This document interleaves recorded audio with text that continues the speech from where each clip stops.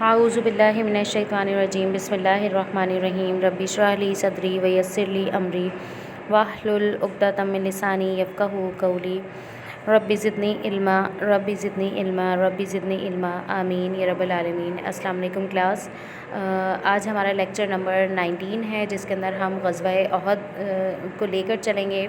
تھوڑا تھوڑا ریویژن بھی میں کرتی جا رہی ہوں غزوہ احد کی۔ میں نے آپ کو لڑائی کا سبب بتایا کہ کس وجہ سے یہ لڑائی لڑی گئی، اس لیے کہ غزوہ بدر میں کافروں کو شکست ہوئی، تو وہ اپنی شکست کا بدلہ لینے کے لیے انہوں نے لشکر تیار کیا کہ ہم جا کر مسلمانوں سے اپنی شکست کا بدلہ لیں گے۔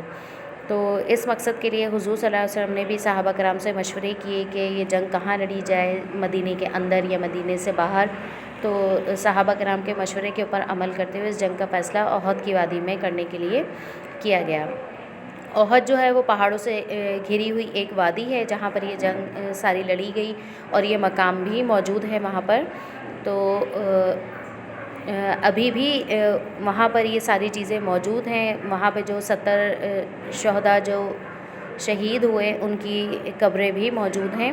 تو انشاءاللہ وہ پکچرز بھی میں آپ کے ساتھ شیئر کروں گی اپنے لاسٹ لیکچرز کے اندر، تو پھر آپ اس کو ضرور دیکھیے گا۔ وہ وادی میں آپ کو دکھاؤں گی بھی۔ تو یہاں پر یہ بات ہوئی کہ جب جنگ کا فیصلہ ہو گیا تو اس کے بعد جب صحابہ کرام کو جمع کرنے کی باری آئی تو اس کے اندر نہ صرف مردوں نے حصہ لیا بلکہ بچوں نے بھی کیا کیا کہ اپنی جذبہ دکھانے کے لیے حضور صلی اللہ علیہ وسلم کے سامنے وہ پنجے اٹھا کے اپنا قد دکھاتے تھے کہ ہم بھی اس قابل ہیں کہ جنگ کے اندر شامل ہو سکیں۔ اور دو بچوں کے درمیان آپس میں کشتی کروائی گئی، تو ان کی حوصلہ افزائی کے لیے حضور صلی اللہ علیہ وسلم نے ان دونوں کو ہی جنگ میں شامل کر لیا۔ اور وہ دونوں بچوں کے نام سمرہ بن جندب رضی اللہ تعالیٰ عنہ اور حضرت رافع رضی اللہ تعالیٰ عنہ تھے۔ تو یہاں تک ہم نے پڑھا تھا۔ اس سے آگے ہم دیکھتے ہیں کہ ہفتے کی صبح اب یہ آہستہ آہستہ جنگ جو ہے وہ لڑنے کی طرف جا رہی ہے۔ جنگ کے جو سارے حالات ہیں اور بڑے انٹرسٹنگ واقعات بھی اس کے اندر موجود ہیں، تو انشاءاللہ کلاس کے اندر ہم کبھی ڈسکس کریں گے۔ ابھی مختصراً طور پر ہم اس کو لے کر چل رہے ہیں۔ تو اسٹارٹ کرتے ہیں آگے کا سبق اپنا۔ ہفتے کی صبح 10 شوال کو حضور صلی اللہ علیہ وسلم نے احد کے پہاڑ کے سامنے ایک فوجوں کی صف بندی فرمائی، یعنی کہ فوجوں کو وہاں پہ تیار کیا اور ان کی لائنیں بنوائیں۔ فوج کے اسلامی لشکر کا جھنڈا علم حضرت مصعب بن عمیر رضی اللہ تعالیٰ عنہ کو عطا فرمایا۔ حضرت زبیر بن عوام رضی اللہ تعالیٰ عنہ گھڑ سوار دستے کے امیر تھے۔ حضرت حمزہ رضی اللہ تعالیٰ عنہ کے پاس لشکر کے اس حصے کی کمان تھی جو زرہ پوش نہ تھے۔ پیچھے سے پہاڑ کی ایک گھاٹی سے بھی دشمن کی طرف سے حملے کا خطرہ تھا، اس لیے حضور صلی اللہ علیہ وسلم نے 50 تیر اندازوں کا ایک دستہ وہاں پر مقرر فرمایا اور ان کا امیر حضرت عبداللہ بن جبیر رضی اللہ تعالیٰ عنہ کو بنایا اور حکم دیا کہ کسی حال میں یہاں سے نہ ہٹنا۔ اس جنگ میں کافروں کا سردار ابو سفیان تھا۔ لشکر کے دائیں حصے پر خالد بن ولید اور بائیں حصے پر اکرمہ بن ابو جہل امیر تھے۔ سواروں کا دستہ صفوان بن امیہ کے کمان میں تھا۔ تیر اندازوں کے کئی دستے الگ الگ تھے، جن کا سالار عبداللہ بن ابی ربیعہ کو بنایا گیا، جبکہ لشکر کا جھنڈا طلحہ کے پاس تھا۔ ٹھیک ہے، تو یہاں پر مسلمانوں کی صف بندی بھی دکھائی گئی اور اس کے ساتھ ساتھ جو ہے کافروں کی بھی دکھائی گئی۔ مسلمانوں میں کیا کیا گیا کہ حضور صلی اللہ علیہ وسلم نے فوج کا لیڈر جو تھا، جبکہ حضور صلی اللہ علیہ وسلم خود بھی اس کے اندر شامل تھے، لیکن فوج کا اسلامی جھنڈا جسے علم کہا جاتا ہے وہ حضرت مصعب بن عمیر کو عطا کیا۔ ٹھیک ہے، اور حضرت یعنی کہ الگ الگ جو تھے چھوٹے چھوٹے لشکر حضور صلی اللہ علیہ وسلم نے بنا دیے، جن کی ذمہ داری جو ہے ان کے الگ الگ لیڈر پہ ڈال دی۔ تو حضرت مصعب بن عمیر کو جھنڈا دیا گیا اور حضرت زبیر بن عوام رضی اللہ تعالیٰ عنہ کو گھوڑ سوار، یعنی کہ جو گھوڑے کے اوپر صحابہ کرام سوار تھے ان کا لیڈر بنایا گیا۔ چند ہی لوگ تھے۔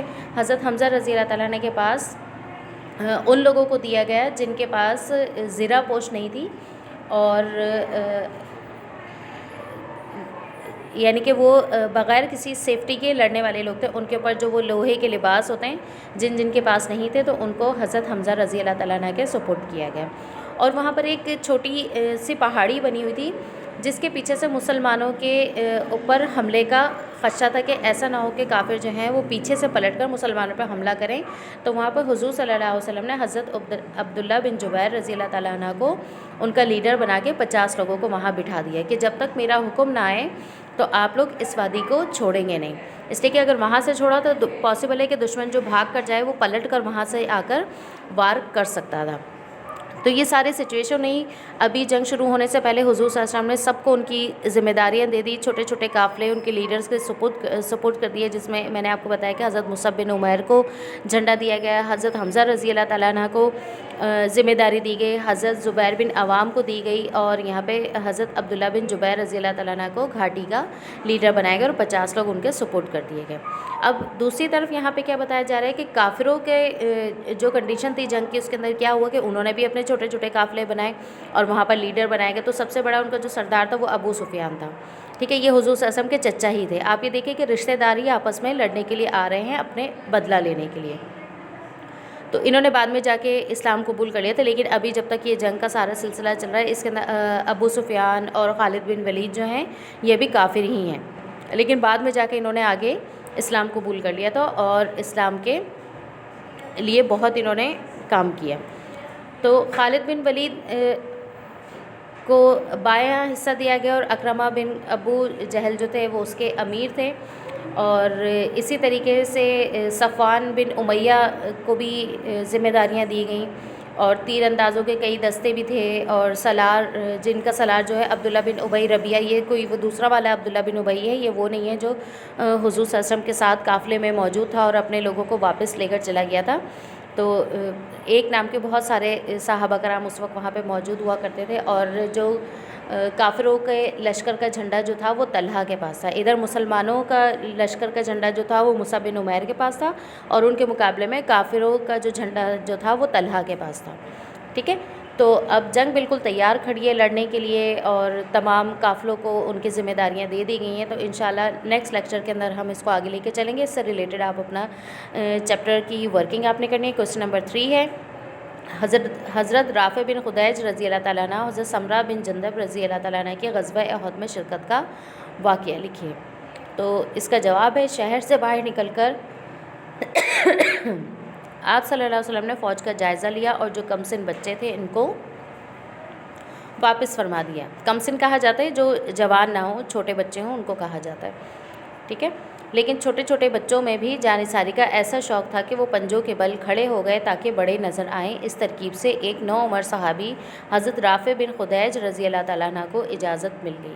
یہ دیکھ کر ایک دوسرے کمسن صحابی حضرت سمرہ بن جندب رضی اللہ تعالیٰ عنہ نے کہا، میں رافع سے زیادہ قوی ہوں، یعنی کہ طاقتور ہوں، اور اس کو کشتی میں پچھاڑ سکتا ہوں۔ چنانچہ ان دونوں بچوں کی کشتی کرائی گئی، اور واقعی سمرہ رضی اللہ تعالیٰ عنہ نے رافع رضی اللہ تعالیٰ عنہ کو پچھاڑ دیا، اور اس طرح وہ بھی فوج میں شامل کر لیے گئے۔